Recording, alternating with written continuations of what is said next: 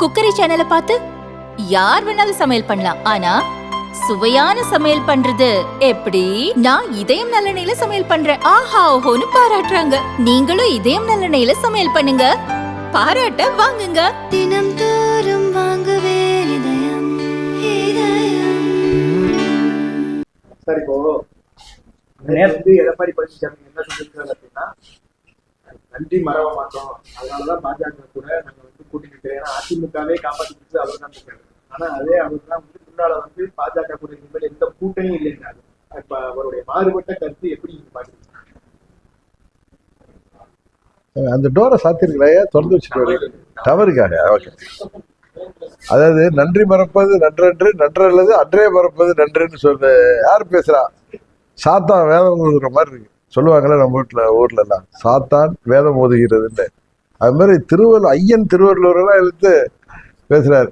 அதாவது மற்ற கட்சியை சேர்ந்தவர்களோ தமிழ்நாட்டு மக்களும் முட்டாள்கள் நினைக்கிறாங்க. அவங்களுக்கெல்லாம் எதையும் மறந்துடுவாங்கன்னு நினைக்கிறாங்க. நன்றியை பத்தி யார் பேசுறது? துரோகத்தை தவிர வேற எதையுமே தெரியாத பழனிசாமி பேசுகிறார். அவர் பேசுறதுல முதல்ல அவர் என்ன பேசுறாரு? அம்மாவுடைய ஆட்சியை கலைக்க முற்பட்ட போது பாஜக காப்பாத்துச்சு சொல்றாரு. அதே தவறு. உங்க எல்லாருக்கும் தெரியும், அம்மா அவர்கள் மறைவுக்கு பிறகு சின்னம்மா பன்னீர்செல்வம் முதலமைச்சராக இருந்தார். அவரை மாற்றிவிட்டு சின்னம்மா அவர்களை முதலமைச்சராக எல்லா சட்டமன்ற உறுப்பினரும் சேர்ந்து கவர்னர்கிட்ட போய் லெட்டர் கொடுத்தோம். அந்த நேரத்துலதான் உங்களுக்கு 14ஆம் தேதி தள்ளி போட்டார் சுப்ரீம் கோர்ட் தீர்ப்பு வச்சு. அதுக்கு இடையில தான் அண்ணன் பன்னீர்செல்வம் தர்ம யுத்தம் தொடங்கி போனார். அப்பொழுது திமுக கொண்டு வந்த நம்பிக்கையில்லா தீர்மானத்தை இவரை காப்பாத்தினது பாஜக இல்ல, சட்டமன்ற உறுப்பினர்கள் 122 பேர். கரெக்டா?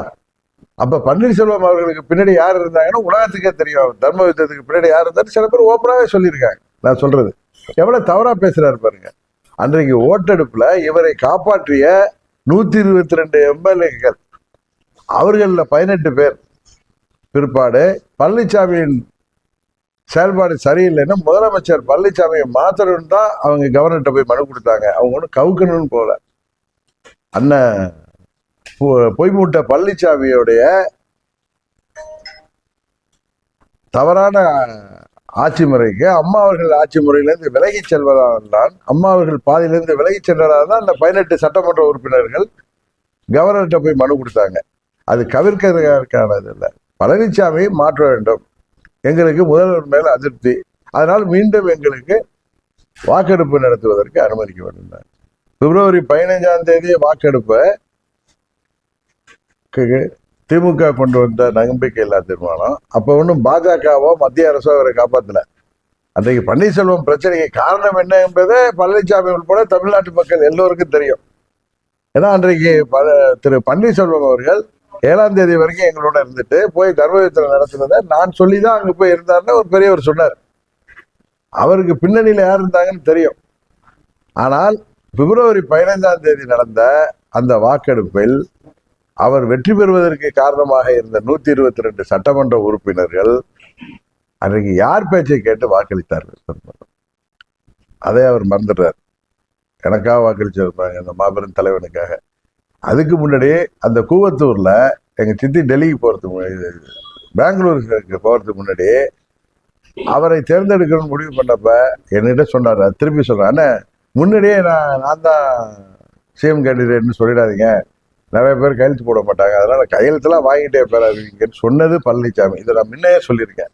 அதுக்கு பிறகு எங்க சித்தி பெங்களூர் போனதுக்கு அப்புறம் அந்த வாக்கெடுப்பு நடந்தப்ப சட்டமன்றத்துல நம்பிக்கையில்லா தீர்மானம் வந்தப்ப 122 எம்எல்ஏக்களை எத்தனை பேர் பிச்சுக்கிட்டு போக இருந்தாங்க, அவங்களெல்லாம் யார் தடுத்து நிறுத்தியது?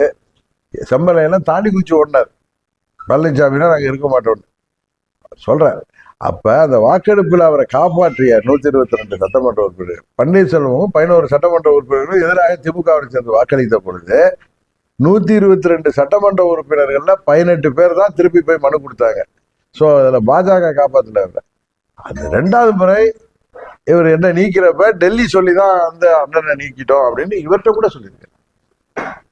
இவர் போய் கேட்டிருக்காரு, எதற்கு நீங்க 122 எம்எல்ஏல ஒருத்தர் இவர் போய் எதுக்கு நீங்க துறை பொதுச்செயலாளர் எதுக்கு நீங்க எல்லாம் சேர்ந்து கட்சி விட்டு நிற்கிறீங்கன்னு கேட்டது, இல்லை டெல்லி வந்து ஆட்சி போயிடும் இவர்கிட்ட சொல்லியிருக்காரு. டெல்லி வந்து அவர் இருந்தாருன்னா ஆட்சியராக நிற்காதுன்னு சொல்றதுனால அவரை வேற வழி இல்லாம நிற்கிறோம் அப்படின்னு அவர்கிட்ட சொல்லியிருக்காரு. எப்படியெல்லாம் போய் பேசுறாரு பாருங்க பழனிசாமி. இவர் என்ன கட்சியை விட்டு நீக்கிட்டு திடீர் திடீர்னு எல்லா அமைச்சர்கள் வந்து ஏப்ரல் 17ஆம் தேதி ஆர்கே நகர் சட்டமன்ற பொறுத்த நின்னதுக்கு அப்புறம் என்ன திடீர் திடீர்னு வந்து கட்சியை விட்டு நீக்கிட்டு இவர் கவுக்க முற்பட்டோமா. அதற்கு முன்பு கொதித்தெழுந்த இவர் போன்ற 18 சட்டமன்ற உறுப்பினர்கள் பழனிசாமியை மாற்ற வேண்டும் என்றுதான் அவர்கள் கவர்னர்கிட்ட கோரிக்கை வச்சாங்க. அந்த மனு இன்னும் இருக்கு, அது அவர்கிட்ட இருக்கும். அவர் அவசரமா சபாநாயகரை வச்சு இவங்களெல்லாம் பதவி வைக்க செஞ்சார். அதாவது ஆட்சியை காப்பாற்றிய 18 சட்டமன்ற உறுப்பினர்களை எம்எல்ஏ பதவி நீக்கியது பழனிசாமி. அதனால நன்றிக்கும் அவருக்கு சம்பந்தம் இல்லை. அது போல பிஜேபிக்கு நான் நன்றியா இருப்பேன்னு சொல்றாரு. 24 பாராளுமன்ற தேர்தலுக்கு முன்னாடி எஸ்டிபிஐ மாநாட்டில் என்ன பேசினார்?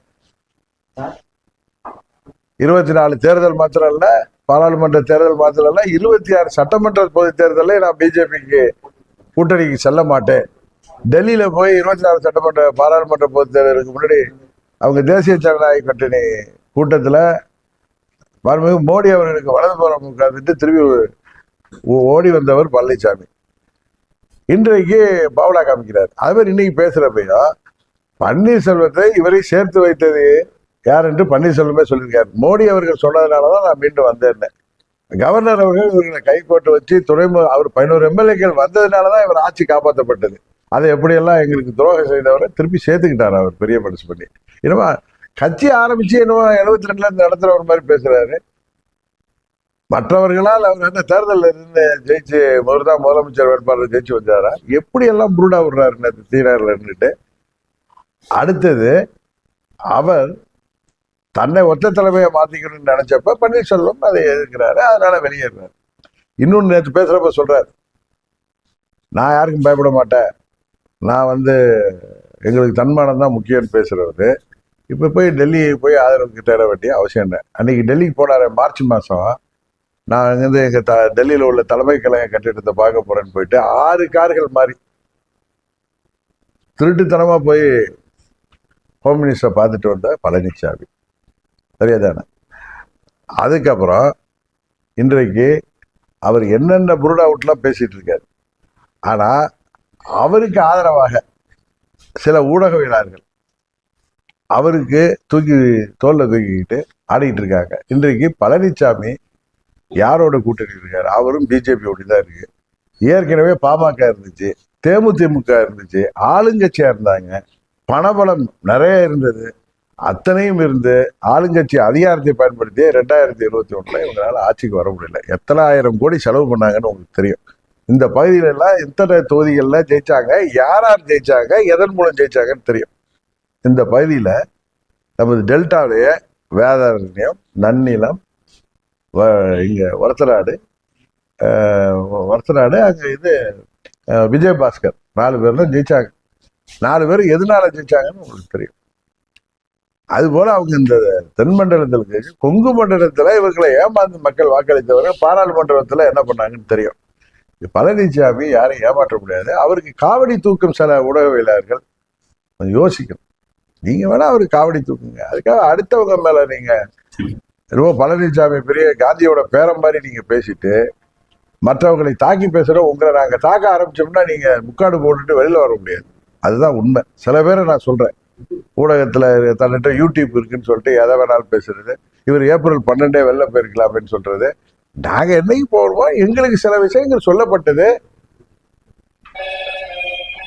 எங்கள் நலம் விரும்பிகள் நீங்கள் விரும்புகின்ற முதலமைச்சர் வேட்பாளர் வருவதற்கான வாய்ப்பு இருக்கு. அப்புறம் இன்னொன்னு சொல்றாரு, பாஜகவுக்கு நன்றியா இருப்பேன்னு சொல்லிட்டு திரு செங்கோட்டையன் அவர்களை மறைமுகமாக குற்றம் சாட்டுகின்ற விதமாக சில கைக்கூலிகள் செயல்படுகிறார்கள் சொல்றாரு. யாரு இப்ப வந்து செங்கோட்டையன் யாரோட கைக்கூலின்னு சொல்றாரு? டிடிவி தினகரனோட கைக்கூலியா இல்ல ஓபிஎஸ் ஓட கைக்கூலியா? அவர் யாரை அடிக்கடி போய் சந்திக்கிறாரு, எங்க போய் சந்திக்கிறாரு? கரெக்டா? அதனால பழனிசாமி முன்னுக்கு பின் முரணாக பேசுவது, அவர் தோல்வி பயத்தில் உணர்வது தெரிகிறது. உறுதியாக இந்த தேர்தலில் பழனிசாமி தோற்கடிக்கப்படுவார்.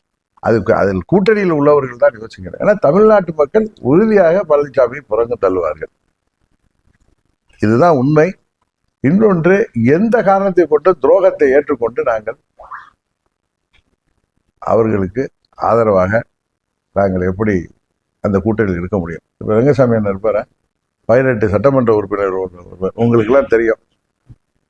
அவர் என்ன காரணத்துக்காக வெளியேறினார், எதனால இன்னும் தெரியும். இன்னைக்கு எவ்வளவு ஸ்ட்ராங்கா அவர் தன்னுடைய அரசியல் பயணத்தை தொடங்குகிறார் என்பது தெரியும். அதனால பழனிசாமி போன்றவர்கள் பிதற்றுவதெல்லாம் பெருசா எடுத்துட்டு கேட்க வேணாம்.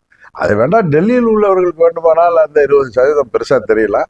அந்த 20% இந்த முறை 10% கீழே குறைய போகிறது என்பதுதான் உண்மை. இரட்டைலை வைத்துக்கொண்டு பணபலத்தை வைத்துக்கொண்டு அவர் இன்றைக்கு 21 தேர்தலிலே அந்த அளவுக்கு அவரால் பெற முடிந்தது. இந்த தேர்தலில் அதுவும் முடியாது என்பதுதான் உண்மை. அது இன்றைக்கு தமிழ்நாட்டு மக்கள் பலர், அவர் சொன்னார் பிரம்மாண்டமான கட்சி வரப்போகுதுன்னு. ஒரு சமயம் நான் நினைச்சிட்டு இருந்தேன், ராஜபக்ச இருக்கார்ல, அவருடைய கட்சி இங்க ஆரம்பிக்கலாம், இல்லாட்டி இப்ப சிலோன்ல ஒரு கவர்மெண்ட் வந்திருக்க புது கட்சி, அது வேணா கூட்டணி வைக்கலாம், வேற யாரும் வரமாட்டாங்க தெரியும் உங்களுக்கு. 4 கூட்டணிகள் அமைன்னு நான் தான் சொன்னேன். திமுக தலைமையில ஒரு கூட்டணி, என்டிஏ கூட்டணி, விஜய் தலைமையில ஒரு கூட்டணி, நாம் தமிழர் கட்சி முன்னெல்லாம் தனியாக நிற்பாரு, அவரும் இந்த முறை கூட்டணிக்கான மனதில் இருக்காருன்னு எனக்கு தெரியும். அதனால 4 கூட்டணி வரும். அதனால பழனிசாமி இந்த முறை படுபாது தள்ளப்படுவார். அங்கு உள்ளவர்கள் இன்னும் டெல்லியில உள்ளவங்க டிடிவியை சரி பண்ணிடுவாங்க, அவர் நம்ம கூட வந்துடுவாரு அப்படின்னு அவங்க பகல் கனவு கண்டால், உண்மையிலேயே இந்த முறை அவர்கள் சாரி, நீங்கள் தோற்றால் அதற்கு நாங்கள் காரணம் அல்ல, அம்மா அவர்களின் கட்சி தோற்றால் அதற்கு டிடிவி தினகரனோ எங்களை சேர்ந்தவர்களோ காரணம் இல்லை. நீங்கள் தவறியதை அதை திருத்திக் கொள்ளவில்லை என்றால் அது எங்களுடைய தவறல்ல, உங்களுடைய தவறு.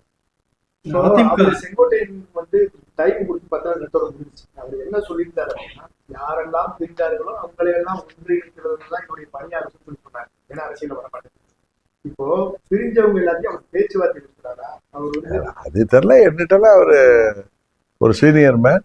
நான் வந்து அவங்க கூட போய் இணையறதுக்கு சான்ஸே கிடையாது சார். அம்மா மக்கள் முன்னேற்ற கழகம் ஏற்கனவே தேசிய ஜனநாயக கூட்டணியில் இருந்தோம். புதிதாக தான் பழனிசாமி வந்து ஏறினார். நான் 4 மாதங்கள் பொறுமையாக இருந்தது. சில நல விரும்பிகள் எங்களுக்கு மகிழ்ச்சி அளிக்கின்ற சில கருத்துக்களை சொன்னார்கள், அது நடக்கும் என்று வெயிட் பண்ணோம். அதுதான் திரு பாண்டே அவர்களுக்கும் இன்னும் தாண்டி குதிக்கிறவர்களுக்கு சொல்றோம். அது டெல்லிக்கு அடிக்கடி செங்கோட்டையன் போயிட்டு வந்தது உங்களுக்கு தெரியும், யாரையெல்லாம் சந்தித்தது தெரியும். நான் டெல்லிக்கு போயிட்டு வந்து யாரையெல்லாம் சந்தித்தது, அது முக்கியமான நலம் விரும்பிகள் எங்களிடம் சொன்ன தகவலின் அடிப்படையில தான் நாங்கள் பொறுமை காத்தோமே தவிர, அது வரைக்கும் பழனிசாமி எப்படி ஏற்றுக்கணும்? அம்மா மக்கள் முன்னேற்றம் ஏற்றுக்கொள்ள முடியுமா? அதனால அவர்கள் கொஞ்சம் புரிஞ்சுக்கணும். அன்னைக்கே சொல்லலை, இன்னைக்கே இவங்க யூடியூப் சேனல் நடத்துறதுக்கு, இவங்க டைமை ஃபில் பண்றதுக்கு எங்களை இழுத்தால் நாங்கள் இன்னும் அடுத்த கட்டம் தாண்டி அவர்களை வெளிச்சத்துக்கு கொண்டு வர்ற மாதிரி இருக்குமே தவிர, இது எதற்கு சொல்கிறேன்னா, தேவையற்ற கருத்துக்களை பரப்புகிறார்கள் சில யூடியூப் சேனல்ஸ். அவர்களுக்கு சொல்லிக் கொள்வது, நாங்கள் கிளியராக இருக்கிறோம், நாங்கள் பழனிசாமி இல்லாத பொழுதுதான் தேசிய ஜனநாயக கூட்டணிக்கு சென்றோம், பழனிசாமி வந்தவுடனே ஏன் வெளியேறவில்லை என்றால், சில நலம் விரும்பிகள் எங்கள் விருப்பத்திற்கு ஏற்ப சில கருத்துக்களை சொன்னதால், அதற்காக சில நிகழ்வுகள் நடந்ததும் உங்களுக்கு தெரியும். எதற்காக செங்கோட்டையன் எங்கெல்லாம் பறந்து சென்று வந்தார் என்பதும் உங்களுக்கு தெரியும். இப்பொழுதும் எங்கெல்லாம் சென்று வருகிறார் என்பது தெரியும். அதனால் சில காலம் பொறுத்திருந்தோம். அதற்கு தள்ளி போவதற்கு கூட எங்க தொண்டர்கள் அதை விரும்பவில்லை, வெளியில வாங்கிட்டாங்க. அதிமுக ஆட்சியை கவிழ்க்க சதி செய்தாலும் மன்னிப்பு வந்து துணை முதல்வர் பொறுப்பு. அதான் சொன்னேன், அதுக்குதான் நான் பதில் சொல்லிட்டேன் ஏற்கனவே. ஓபிஎஸ் அது என்னுடைய பதில நீங்க திரும்பி பாத்தீங்கன்னா தெரியாது.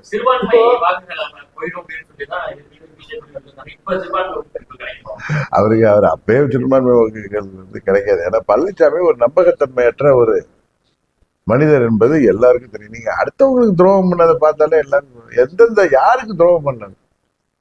இன்றைக்கு தண்ணியிலே உள்ளவர்களை என்ன ஏமாற்றினாங்க, இன்னொரு கட்சி வரப்போகுது, அவங்க 80 சீட்டு பேசிட்டோம், அவரை பத்திலாம் தப்பா பேசாதீங்க அப்படின்னு சொல்லி அந்த கட்சி தலைவர் மதுரையில போய் ஒரு வெளிச்சத்துக்கு கொண்டு வந்தாரு. இன்னும் வந்து பிரம்மாண்ட கட்சி அது சிலோன்ல இருந்து வரலான்னு நினைக்கிறேன். இல்ல ஆந்திராவில் உள்ள ஏதாவது ஒரு கட்சி அவரோட கூட்டணிக்கு வரலான்னு நினைக்கிறேன். அதிமுக கவிழ்க்க நினைத்த சில பேரை மன்னிச்சு அவங்க துணை முதலமைச்சர் அதான்ப்பா, அதான் நான் முன்னாடியே என் பதில திரும்பி பாத்தீங்கன்னா, திரு பன்னீர்செல்வம் அவர்கள் எதற்காக அங்க திருப்பி சென்றாரு, எல்லாத்தையும் பதில் சொல்லிட்டேன். கரெக்டா? அந்த ஆட்சியை அவர் 11 எம்எல்ஏக்களோட எங்க 18 எம்எல்ஏக்கள் இல்லாத சமயத்தில் ஆட்சியை காப்பாற்றுவதற்கு பிரதமர் சொல்லி தான் போனேன்னு சொன்னார். அது திரும்ப திரும்ப கேட்குறீங்க. நான் அதான் சொன்னேன். என்னுடைய முதல் பதில பாத்தீங்கன்னா உங்களுடைய அத்தனை கேள்விக்கும் பதில் இருக்கும். கரெக்டு தானே சார்? புனிதமா பார்க்கப்படும் அதிமுக தலைமை அலுவலகத்தை அடித்து இதெல்லாம் நாங்க சப்ப கட்டு கட்டுறது சார். முதல்ல நீ முதல்ல நன்றியை பத்தி பேசுறது தகுதியற்ற மனிதர். சாத்தான் வேதம் சொல்லுவாங்களா நம்ம கிராமங்கள்ல. அதான் இவர் நன்றியை பத்தி பேசுறாரு. இவரிடம் அம்மா மக்கள் முன்னேற்ற கழகம் ஏமாறாது என்னைக்கும். சில பேர் சொல்றாங்க ஒரு பெரிய டான் சசிகலாவை வீழ்த்திட்டார். ஜெயிலில் இருந்தவங்களை போய் என்னத்தை வீழ்த்தின நீ? அது மாதிரி ஓபிஎஸ் வீழ்த்திட்டார். ஓபிஎஸ் போய் அந்த வலையில மாட்டிக்கிட்டார் பாவம். டிடிவி என்றைக்கோ வெளியில உங்களை போன தேர்தலில் நீங்க ஜெயிக்க முடியாத காரணம் என்னன்னு இந்த அவரை தூக்கி பிடிக்கிறவர்களுக்கு தெரியும். கரெக்டா? நாங்கள் வெளிப்படையாக 29 தொகுதிகளில உங்களுக்கு அவர்கள் தோல்விக்கு காரணம் தெரியும். கிட்டத்தட்ட 60-80 தொகுதிகளிலும் தமிழ்நாடு முழுவதும் உள்ள மக்களுக்கு இந்த இயக்கம் அம்மாவின் இயக்கம் ஒன்றிணைந்தால்தான் அது நல்லது என்பது எண்ணம் உள்ளவர்களுக்கு நாங்கள் ஒன்றிணையாத போது இவர்கள் எத்தனைதான் 65 சீட்டு வாங்கியிருந்தாலும் அவர்கள் தோற்கடிக்கப்பட்டதுக்கு காரணம் என்ன என்பதை அவரை அந்த டான் அவரை பத்தி பேசுறவங்களுக்கு தெரியும். ஒரு கட்சியில எல்லாரையும் பிடிச்சி வச்சுட்டு தலைவர் பதவியில இருக்கிறது பணபலமும் அன்றைக்கு ஆட்சி பலமும் இருந்தப்ப எல்லாரையும் ஏமாற்றி உட்கார்ந்துட்டு இருக்கலாம். இனி வர்ற தேர்தலில் அதோடைய பலனை அவர்கள் பார்க்க போகிறார்கள். திமுக பயன்படுத்த வேணாம்.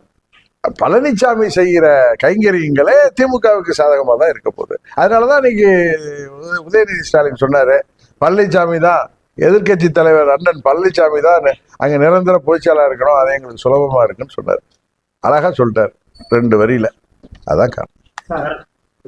இன்றைக்கு எல்லா வெற்றிக்கும் எல்லா பிரச்சனைக்கும் காரணம் தெரிய வேண்டியவர்களுக்கு தெரியும், பழனிசாமி என்பதுதான். என்ன? அதனால இதுக்கு உள்ளங்கை நெல்லிக்கனி போல இருக்கு. இது யாருக்கு சாதகமாக போகின்ற அரசியல் தெரிந்த அத்தனை பேருக்கு தெரியும். இது அதுக்கு நாங்கள் பொறுப்பல்ல. தமிழக பாஜக இப்ப நயினார் நாகேந்திரன் கையில போனதுக்கு அப்புறம் ரொம்ப வீக்கா இருக்கு, அங்கேயே டெல்லி போயிட சொல்லுது அப்படிங்கிற தகவல். நயினார் நாகேந்திரன் எனது பழைய நண்பர். அவர் நம்ம ஒன்று சொன்னோன்னா அதுக்காக உடனே அவர் மாத்தி மாத்தி பேசுறாரு. நேற்று கூட சொல்றாரு, அமித்ஷா அவர்கள் சொல்கிற வேட்பாளரை நான் ஆதரிப்பேன் என்கிற மாதிரி டிடிவி சொன்னார். மாதிரிலாம் சொல்ல, அமித்ஷா அறிவிக்கிற வேட்பாளரை நாங்கள் ஏற்றுக்கொள்ளும் பட்சத்தில் ஆதரிப்போன்னு சொல்றேன். நீங்க என்னுடைய பேட்டிகளில் பார்க்க சொல்லுங்க. அவரை திரும்ப மாதிரிலாம் சொல்லல, நான் ஸ்ட்ரைட்டாவே சொல்லியிருக்கேன். முன்ன ஒரு ட்ரிப்பு கேட்டப்ப அவர் அமித்ஷாவை போய் கேளுங்க யார் வேட்பாளர்னு கேட்டப்ப சொல்லியிருக்கேன். இன்னொன்னு, அமித்ஷா அவர்கள் என்றைக்குமே பழனிசாமி தான் முதல்வர்னு அவர் சொல்லவே இல்லை. அதிமுகவை சேர்ந்த ஒருத்தர்னு எதுக்கு சொல்லணும்? அவரு முதல்ல திரும்ப நான் கிளிப்பிள்ள மாதிரி சொல்றேன். முதல்ல ஏப்ரல் 11ஆம் தேதி பேட்டியிலையும் என்டிஏவுக்கு தேசிய அளவில் மோடி அவர்கள் தலைவர், தமிழ்நாட்டுக்கு என்டிஏவுக்கு தலைவர் அண்ணன் பழனிசாமின்னு சொன்னார். அதை நீங்க முதலமைச்சர் வேட்பாளர் அவர்னு நீங்க அதை இன்டர்பிரட் பண்ணீங்கன்னா அப்புறம் எதுக்கு மற்ற பேட்டிகள்ல அதிமுகவை சேர்ந்த ஒருத்தர் தான் முதலமைச்சர் சொல்ல வேண்டிய அவசியம் என்ன? திரும்பி பழனிசாமி சொல்லியிருக்கலாம். இன்னொன்று, எங்களுக்கு சில நலம் விரும்பிகள் சொன்ன விஷயங்களுக்காகவும் நாங்கள் காத்திருந்தோம். ஒரு நாளும் நாங்கள் நல்லா பாருங்க, அமித்ஷா அவர்கள் சொல்கின்ற வேட்பாளரை நாங்கள் ஏற்றுக்கொள்ளும் பட்சத்தில் ஆதரிப்போம் தான் நான் சொல்லியிருக்கேன். அது திரு நயினார் நாகேந்திரனுக்கு மீண்டும் அதை இந்த நேரத்தில் உங்கள் மூலம் சொல்லிக்கொள்ள விரும்புகிறேன். அதுதான் பழனிசாமி 2026 தேர்தலுக்கு பிறகு நடு ரோட்டில் இருக்க போகிறேன் என்பதை மறைமுகமாக அவரை ஒத்துக்கொண்டிருக்கிறார். அதான் அங்கு உள்ள தொண்டர்களும் நிர்வாகிகளும் இப்பொழுது என்ன நடந்தாலும் சரி இழுத்து போத்தி படுத்திருக்கிறவங்க, நீங்கள் ஆட்சி கனவெல்லாம் ஆட்சிக்கு வர வேண்டும் அப்படின்னு நினைக்கிறதெல்லாம் நடக்கணும்னா எது சரியோ அதை செய்யுங்கள். இல்லை என்றால் 26 தேர்தலுக்கு பிறகு பழனிசாமி சொன்னது போல அவர் நடு ரோட்டில் இருக்க போவது உறுதி. அப்பொழுது இவர்களை எல்லாம் காப்பாற்ற நாங்கள் தான் வரணும். விஜயின் பிரச்சாரம், விஜயோட பிரச்சாரம் நிறைய இடங்கள்ல நெகட்டிவ் இம்பாக்ட் உருவாக்குது. கூட்டத்தில் அவங்க கட்சிக்காரவங்க சரியில்லை, தொண்டர்கள் வர்றவங்க இடையூறா இருக்காங்க அப்படிங்கிற மாதிரியான இருக்கு. அது எதுவும் மாற்றம் பண்ணணுமா? அவருக்கு ஏதாவது நீங்க அட்வைஸ்? இன்னொரு கட்சி தலைவருக்கு நாங்க அட்வைஸ் பண்ணேன்னா இதான் உங்க மாதிரி கன்சல்டன்சியா நடத்திட்டு இருக்காங்க. என்ன சார் நீங்க இதெல்லாம் பேசிட்டு? அது ஒவ்வொரு கட்சியுடைய உள்ள நிர்வாகிகளும் அந்த தலைவரும் அதை பற்றி எல்லாம் அவங்க தான் அதை சரி செஞ்சுக்கிறோம். எங்க கட்சியில என்ன சரி பண்ணணும் நீங்க அட்வைஸ் சொல்லுங்க, நான் கேட்டுக்கிறேன். பழனிசாமியோட போகணுங்கிறீங்களா நீங்க அட்வைஸ்? அதுக்கு நாங்க தூக்குமாடி கூட சொல்லிடுவோம் நாங்கெல்லாம். நீங்க கூட்டணிக்கு பேச்சுவார்த்தை நடத்தியாச்சா? கூட்டணியை வந்து இப்ப நீங்க நீங்க- தேர்தலை வச்சு அறிவிப்பீங்கன்னு இல்ல நான் தான் கிளியரா சொல்லிட்டேன். அன்னைக்கு புலித்தேவன் நினைவிடத்துல ஃபர்ஸ்ட் ஆரம்பிச்சேன். நாங்க வந்து 24 கூட்டணி தேர்தலுக்கு பாரத பிரதமர் மோடி அவர்கள் மீண்டும் வெற்றி பெற வேண்டும் என்பதற்காக எந்தவித நிபந்தனையற்ற ஆதரவு அந்த தேர்தலில் கொடுத்தோம். இது 26 தேர்தல், தமிழ்நாட்டு முதலமைச்சரை தேர்ந்தெடுக்கின்ற தேர்தல். இதற்கு எங்கள் அம்மா மக்கள் கழகத்தின் நிலைப்பாட்டை டிசம்பர் மாதத்தில் அறிவிப்போம், எங்கள் கூட்டணி நிலைப்பாட்டை அறிவிப்போம்னு சொன்னேன். அதனால கொஞ்சம் எங்களுக்கு கால அவகாசம் கொடுங்க.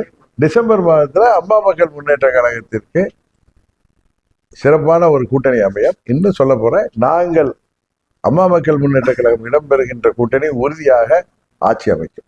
அதுதான் வெற்றி கூட்டணியாக இருக்கும்.